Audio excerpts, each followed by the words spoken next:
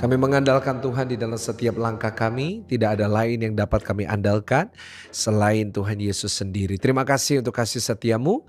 Terima kasih untuk kesetiaanmu yang kami rasakan setiap hari. Sampai di akhir minggu ini pun kami tetap melihat kesetiaan berkat Tuhan yang selalu baru setiap hari dalam hidup kami. Pakai hambamu untuk hari ini menyampaikan isi hatimu bagi setiap jemaat Tuhan. Doa dari hambamu. Apa yang akan kami pelajari hari ini sama-sama dapat menjadi berkat bagi kami semuanya, mendatangkan pribadi yang lebih baik, mendatangkan karakter-karakter yang makin berkualitas di dalam nama Tuhan Yesus. Terima kasih untuk kasih setiamu, berkatmu.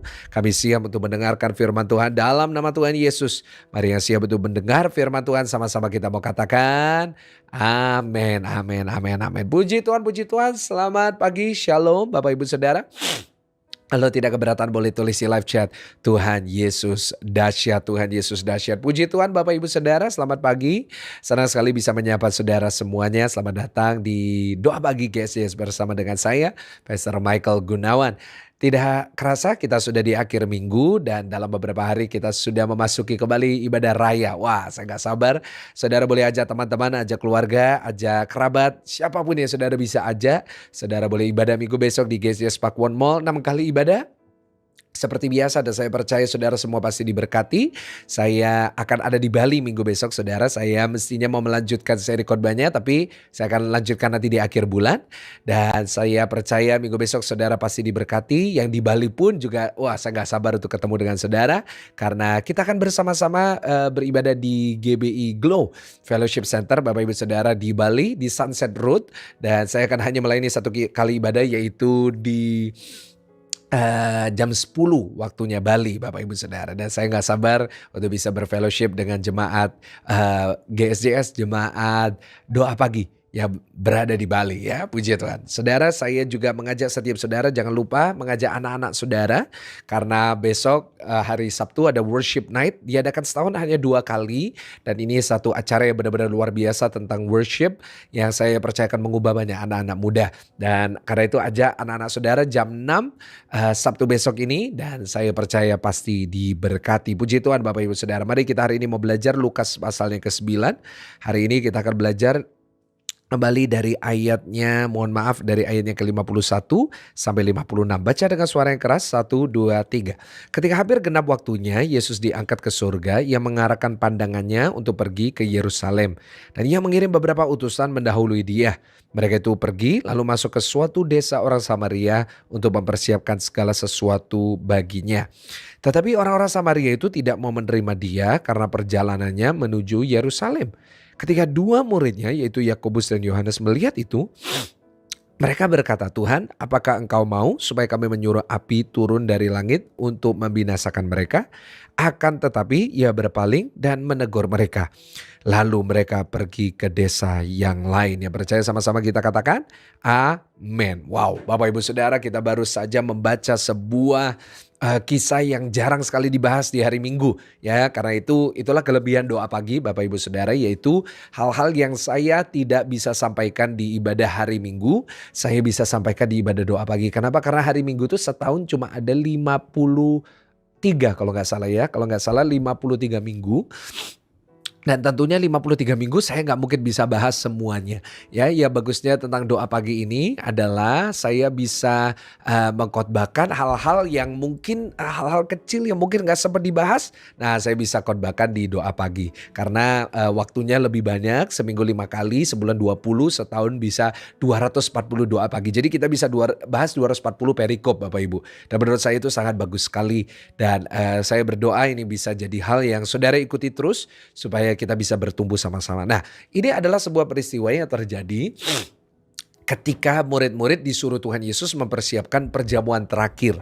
Ya, kalau kita ingat ini terjadi di loteng Yerusalem. Kita tahu itu adalah sebuah tempat di mana mereka mengadakan perjamuan terakhir sekaligus menjadi tempat di mana Pentakosta terjadi.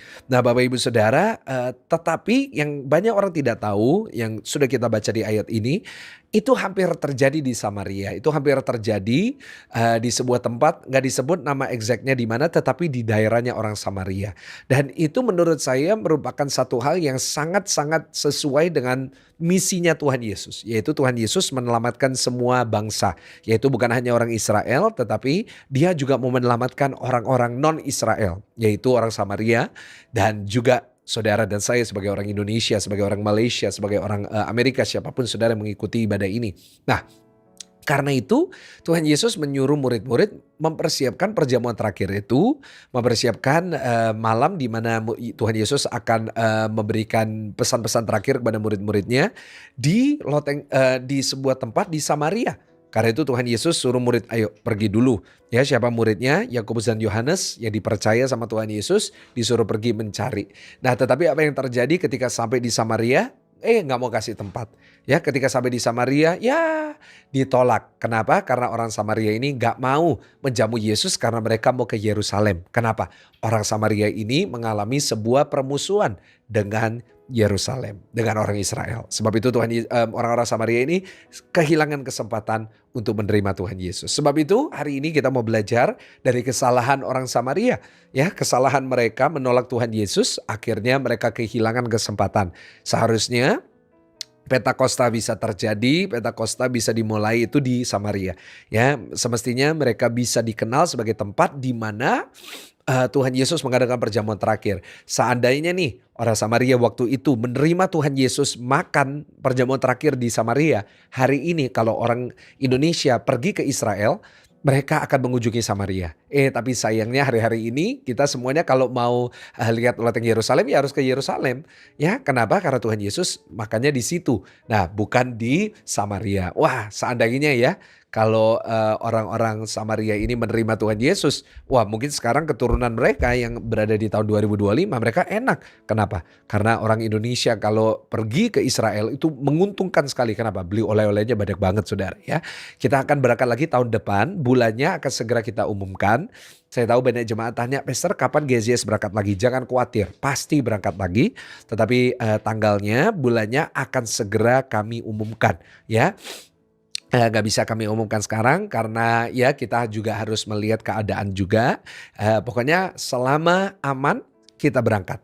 Ya, kalau saya sudah mau berangkat artinya udah pasti aman. Kalau nggak saya juga nggak mau berangkat Bapak Ibu Saudara. Saya juga punya anak, nggak mungkin saya mau membahayakan nyawa saya juga. Karena itu tahun depan saya pastikan kita berangkat, tapi untuk bulannya segera dan sabar untuk menantikannya. Ya Bapak Ibu Saudara. Nah, ayo kita belajar 3 pelajaran dari kesalahan orang Samaria. Yang pertama, saudara dikatakan di ayatnya yang ke-53. Tapi orang-orang Samaria itu tidak mau menerima dia karena perjalanannya menuju Yerusalem. Nah, saudara catat yang pertama. Yaitu pelajaran yang bisa kita dapat adalah kebencian selalu merugikan. Sama-sama tulis di live chat, kebencian selalu merugikan. Bapak Ibu Saudara, saya udah jelasin tadi bahwa kenapa orang Samaria ini gak mau menerima Yesus dan murid-muridnya. Sederhana, karena mereka benci sama orang Israel. Mereka benci sama orang Yahudi, mereka bermusuhan dengan orang Yahudi. Karena itu mereka gak sudi untuk menerima Tuhan Yesus dan murid-muridnya.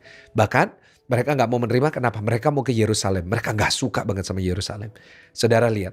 Mereka punya kebencian yang belum diselesaikan. Mereka punya permusuhan yang belum diselesaikan. Akibatnya apa? Akibatnya mereka rugi. Ruginya apa? Kita udah belajar. Ruginya adalah mereka nggak bisa ya menjadi orang yang mendapat keuntungan dari turis hari-hari ini. Mereka nggak dapat keuntungan. Kenapa? Karena seharusnya Pentakosta bisa terjadi, Samaria bisa diselamatkan, kegerakan Roh Kudus bisa terjadi di situ. Mereka kehilangan kesempatan yang semestinya mereka bisa banyak yang lebih diselamatkan karena Tuhan Yesus hadir di situ. Mereka juga kehilangan kesempatan itu. Seandainya Tuhan Yesus ada di situ, orang Samaria banyak yang ngalamin mujizat, udah pasti. Kenapa? Karena Tuhan Yesus kemanapun Tuhan Yesus pergi selalu dapat mujizat orang-orang di sekitarnya. Mereka kehilangan itu juga. Mereka juga kehilangan apa? Kehilangan nama. Mereka dirugikan. Seharusnya mereka lebih terkenal Samaria ini. Nah, tapi sayangnya ya mereka nggak ngalamin berkat Tuhan. Kenapa? Karena mereka juga ya nggak mengalami berkat dari Tuhan Yesus di situ karena mereka menolak Tuhan Yesus. Nah, dari situ kita belajar kebencian itu selalu merugikan kita. Ya, karena itu kalau saudara ini nyimpen kebencian, saudara nyimpen amarah, nyimpen kepahitan, saudara ini nyimpen yang namanya permusuhan, nah itu ujung-ujungnya pasti merugikan kita. Saya selalu belajar Bapak Ibu jadi orang nggak boleh punya musuh. Saya ini nggak suka punya musuh Bapak Ibu ya, saya nggak suka kalau musuhan sama orang. Saya itu mungkin kalau nggak cocok sama orang, ya udah saya keep a distance. Saya mungkin, tidak mau mendekatkan diri saya. Tapi saya nggak pernah tuh saudara yang namanya musuhan sama orang, lalu buat masalah sama orang, lalu saya menjelek-jelekan orang, ribut di sosial media, nggak pernah. Kenapa? Kebencian, permusuhan itu selalu ngerugiin kita. Saya mau katakan sama saudara, nggak pernah sekalipun ada orang ribut, nggak pernah sekalipun ada orang musuhan yang diuntungkan. Ujung-ujungnya pasti nggak enak. Kalau saudara ingat ya zaman dulu kalau kita lihat di film-film ya. Di film-film itu kalau sampai ada orang yang ribut, kalau sampai ada orang yang, ngalamin, permusuhan gitu. Nanti ujung-ujungnya yang kena itu keluarga sama anak-anaknya. Kita sering kan lihat filmnya, wah permusuhan laki sama laki musuhan, anaknya yang musuhnya itu diambil, disandera lalu, minta ini, akhirnya harus ini dan itu. Kita udah lihat itu berkali-kali. Dan kita sering kali juga lupa bahwa itu juga bisa terjadi kepada kehidupan kita. Ya kadang-kadang kita itu cari musuh, ya kita tuh cari orang-orang yang bisa merugikan diri kita, nggak boleh. Kita harus jadi orang-orang Kristen yang kita ini mengalami, pembaharuan akal budi, pembaharuan pikiran. Kita jangan cari musuh, kita jangan cari ribut sama orang, kita cari damai kemanapun kita berada. Tulis di live chat, cari damai. Ya, hidup damai itu enak loh. Kemanapun kita pergi kita tuh nggak was-was. Kemanapun kita pergi kita tuh nggak lihat kanan kiri, depan belakang. Kita nggak perlu lihat ke belakang. Kenapa? Karena nggak ada orang yang berniat jahat sama kita. Kenapa? Kita nggak punya musuh. Nah tapi kalau kita musuhnya banyak, oh haleluya. Ya kemana-mana kita pergi, kadang-kadang harus pakai bodyguard. Kadang-kadang kita kemana pergi, kita harus lihat kanan kiri. Kita harus lihat, tunggu dulu ini ada nggak orang yang saya nggak suka. Bahkan kalau kita punya musuh paling nggak enak itu kalau ketemu di restoran. Wah kita masuk restoran jadi nggak enak. Wah kita jadi jangan sampai kelihatan orang itu. Oh jangan nyapa orang itu. Jangan kita masuknya sembunyi-sembunyi. Aduh kasihan orang kayak gitu. Dan saya berdoa ya kita jadi orang itu yang kemanapun kita pergi bawa berkat. Supaya apa? Kita nggak musuhin orang, orang nggak musuhin kita. Orang Samaria ini mestinya nggak ada ruginya loh saudara terima Tuhan Yesus. Orang-orang Samaria ini mestinya mereka tuh malah untung terima Tuhan Yesus. Tapi karena ego mereka, karena kebencian mereka, karena kekerasan hati mereka, mereka kehilangan kesempatan. Saudara, saya itu belajar dalam hidup ya. Bahwa kalau kita dibawa damai, kita tuh banyak berkat. Tulis di live chat dulu, banyak damai, banyak berkat. Justru kita itu kalau damai sama orang, waduh itu rasanya kemana-mana itu enak. Kayak saya kemana-mana, saya nggak perlu takut. Saya kemana-mana itu nggak perlu was-was gitu, nggak perlu. Saya kemana-mana itu enak. Kenapa? Kadang-kadang ada orang yang diberkati sama pelayanan saya, ditraktir saya ya kan. Kadang-kadang ada yang berkati, pastor ini dikasih oleh-oleh meskipun saya bayar, dikasih oleh-oleh, dikasih lebih di restorannya. Kenapa? Saya punya banyak teman. Saya kemanapun aja saya punya teman, ya kan. Saya nggak ada terus orang musuhin. Mungkin ada yang musuhin saya karena saya nggak tahu. Tetapi ya udah, kalau orang musuhin kita nggak ada masalah. Tapi yang penting kita jangan, ya. Orang benci itu ngerugiin dirinya sendiri. Yang kedua, nah sekarang pelajaran kita itu ya pelajaran yang pertama yaitu kebencian selalu merugikan. Dikatakan di ayat yang ke-54. Ketika dua muridnya yaitu Yakobus dan Yohanes melihat hal itu mereka berkata, Tuhan apakah engkau mau supaya kami menyuruh api turun dari langit untuk membinasakan mereka? Saudara nggak taunya bukan cuma orang Samaria yang benci. Nggak taunya bukan cuma orang Samaria yang mungkin nyimpen kepahitan. Yang namanya murid-murid juga agak brutal Bapak Ibu Saudara. Pelajaran yang kedua, catat baik-baik. Kekerasan tidak menyelesaikan masalah. Sama-sama tulis di live chat, kekerasan tidak menyelesaikan masalah. Bapak Ibu Saudara ayo. Kita harus belajar yang pertama kebencian merugikan, yang kedua kekerasan tidak menyelesaikan masalah. Murid-murid respon mereka pertama adalah mereka mau kirim api dari surga. Menunjukkan mereka punya kuasa. Mereka punya kemampuan untuk menurunkan api. Kenapa? Mereka diurapi, mereka punya kuasa. Tapi mereka mau pakai kuasa itu untuk kekerasan. Oh Tuhan marah, Tuhan bilang gak boleh. Ya negur Tuhan, dikatakan di ayat 55. Akan tetapi ia berpaling menegur mereka. Kenapa? Tuhan Yesus berkata gak boleh dong. Masa kamu mau ngirim api hanya karena mereka menolak kita. Dari situ saya belajar kekerasan itu bukan solusi. Kekerasan itu bukan sebuah jalan keluar yang terbaik. Kalau kita lagi bertengkar sama orang, kekerasan itu bukan yang terbaik. Bentak orang itu bukan solusi yang terbaik. Maki-maki orang bukan solusi terbaik. Kadang-kadang ya saya kalau lihat orang bertengkar, teriak-teriak, maki-maki, wah nggak boleh. Menurut saya nggak usah lah. Apalagi jemaat doa pagi, jemaat GCS, jangan sampai ketahuan ya. Kalau sampai ada yang tiba-tiba, wah ada yang ribut di sosial media, nggak taunya jemaat GCS, aduh sedih banget saya kalau kayak gitu. Kita jadi orang biasa aja. Orang maki kita ya udah kita biarin aja. Ya kan? Kita biasa aja. Jangan sampai kita kekerasan apalagi di rumah tangga. Pak, Bu, nggak akan ada masalah di rumah tangga selesai karena kekerasan. Kita sama anak kita juga, kita pukul anak kita. Oke, zaman dulu mungkin, mukul, wah sampai kayak gitu, sampai brutal, oke. Ya saya tahu juga ada kebenaran firman Tuhan yang berkata apa, orang yang meluputkan anaknya dari tali rotan itu adalah yang tidak bijaksana. Saya ngerti, tapi bukan berarti itu sebuah excuse, itu bukan berarti sebuah alasan untuk kita pakai kekerasan Bapak Ibu Saudara. Artinya apa? Kita harus disiplin anak kita. Kita harus disiplin anak kita dengan apa? Kita boleh dengan tegas, kita boleh dengan marah, tapi jangan sampai nyakitin mereka berlebihan. Jangan sampai saudara sampai menyiksa anak-anak hanya karena saudara berkata, oh supaya dia belajar sesuatu. Kekerasan gak pernah menyelesaikan. Justru kekerasan buat orang kepahitan. Kekerasan justru membuat orang itu akhirnya nyimpen dendam. Akhirnya orang kekerasan itu kena trauma, kena mental. Akhirnya apa? Depresi. Anak-anaknya ngalamin depresi, anak-anaknya ngalamin mental disorder, anak-anaknya ngalamin ini dan itu, kehilangan kepercayaan diri. Banyak konsekuensinya. Kekerasan itu konsekuensinya banyak. Saya pernah dengar orang yang dulunya sering pukul-pukulan, sering kalau dulu kan zaman dulu kan tawuran Bapak Ibu. Akhirnya apa yang terjadi? Pernah ada yang tawuran lalu akhirnya benar-benar kena tubuhnya akhirnya jadi lumpuh. Nah, gini kekerasan nggak pernah menyelesaikan. Saya nggak pernah tuh mau pakai kekerasan sama siapapun. Buat apa Bapak Ibu Saudara? Saya bentak-bentak orang buat apa sih? Saya mungkin maki-maki orang pakai kata-kata yang kasar buat apa? Ujungnya itu ngerugiin diri kita sendiri. Satu, ngerugiin diri kita, ngerugiin nama Tuhan juga. Masa orang percaya seperti itu? Ya, karena itu Bapak Ibu, doa saya jemaat GSJS, jemaat doa pagi, ayo kita sama-sama komitmen ya. Kita nggak usah pakai kekerasan di rumah tangga, di tempat kerja, kita marahin pegawai, kita marahin, udahlah kita boleh marah tapi jangan sampai nyakitin, jangan pakai kekerasan. Ya saya masih ingat dulu waktu saya sekolah di Singapura ada banyak kasus ya pembantu itu diistrikat tangannya, apa sih? Ya kan? Emangnya dengan kita pakai kekerasan gitu emang bisa nyelesain masalah? Jangan. Itu justru nanti ujung-ujungnya kita itu yang jadi batu sandungan bagi banyak orang. Sebab itu hari ini ayo kita belajar yang pertama, kebencian selalu merugikan. Yang kedua, kekerasan bukan solusi. Dan saudara yang ketiga dikatakan 55-56 kita baca ayat terakhir. Akan tetapi ia berpaling dan menegur mereka. Lalu mereka pergi ke desa yang lain. Mereka dikatakan mereka pergi ke desa yang lain. Wah ini pelajaran yang sangat luar biasa. Ya, saudara catat yang pertama tadi apa? Kebencian merugikan. Yang kedua, yang namanya kekerasan itu bukan solusi. Yang ketiga kita belajar bahwa amarah membuat kita kehilangan berkat. Tulislah chat, amarah membuat kita kehilangan berkat.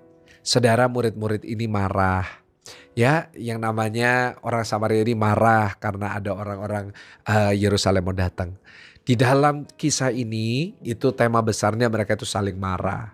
Mereka itu saling gak terima. Satu mau bakar, satu menolak, gak mengizinkan masuk, gak mengizinkan lewat. Saudara, seandainya nih orang Samaria tidak marah sama orang Israel, mereka dapat berkat. Seandainya yang namanya Yohanes dan Yakobus ini mereka nggak marah, mungkin Tuhan nggak akan menegur mereka. Bapak Ibu Saudara, hari ini kadang-kadang kita harus kendalikan amarah kita. Selain kita nggak boleh kekerasan, selain kita nggak boleh benci, reaksi kita itu penting. Karena kalau reaksi kita salah, berkatnya juga kita kehilangan. Ya, hari ini kita belajar 3 hal ini. Dan doa saya lewat kebenaran firman ini kita ditegur, kita berubah, dan kita semuanya diberkati. Yang percaya sama-sama katakan amin. Kita turunkan kepala kita. Kami bersyukur untuk kasih setia Tuhan, berkat Tuhan untuk firman Tuhan yang sudah menegur kami hari ini. Berkati firman ini, biar firman ini dapat menjadi berkat bagi kami semuanya. Berkat dari Allah Bapa, Allah Putra, Allah Roh Kudus memberkati jemaat Tuhan. Mulai hari ini sampai selama-lamanya yang percaya. Dan mengucap syukur sama-sama kita katakan amin. Puji Tuhan Bapak Ibu Saudara. Terima kasih sudah mengikuti ibadah doa pagi hari ini. Doa saya saudara semuanya sudah diberkati lewat firman Tuhan. Ajak keluarga untuk beribadah minggu besok. Saya percaya akan diberkati. Saya akan ada di Bali, di Glow Fellowship Center Bali, di Sunset Road. Saya percaya setiap jemaat Bali pasti diberkati Tuhan. God bless you. Selamat beraktivitas. Kita ketemu hari Senin pagi ya. Untuk kita doa pagi lagi. Kita lanjutkan karena seru sekali Injil Lukas ini. God bless you. Haleluya. Amin.